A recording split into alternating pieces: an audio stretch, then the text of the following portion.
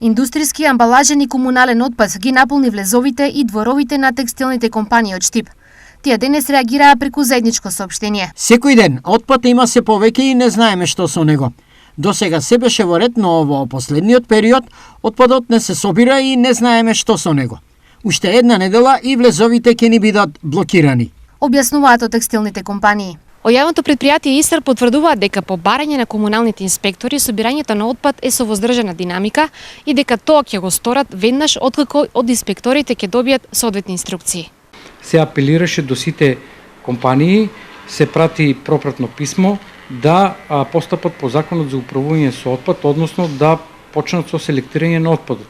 Што значи тоа? Тоа значи да го делат посебно комуналниот отпад, посебно отпадот од пакување и другите видови на отпад со кои што работат. Ова значи дека во најкус рок компаниите јавното предпријатие Истар ќе треба да склучат 3 различни договори, пошто јавното предпријатие ја превзема обврската за соодветен транспорт, но и соодветно складирање на отпадот. Неговото мешање не е возможно бидејќи еколошките последици би биле огромни. Што од сега ќе се бара од сите компании? Компаниите ќе мора да постапат по законот за животна средина, односно да прават елаборати за заштита на животна средина, дека ќе го фрлат отпадот, како ќе го селектираат отпадот, кој ќе го презема отпадот и сето тоа значи, сето тоа е регулирано во законот за заштита на животна средина. Текстилната индустрија која продуцира околу 700 тони отпад годишно. Општина Штип со околу 80 текстилни компании е општина со најразвиената текстилна индустрија во државата, која создава најголема количина на нерешен текстилен отпад.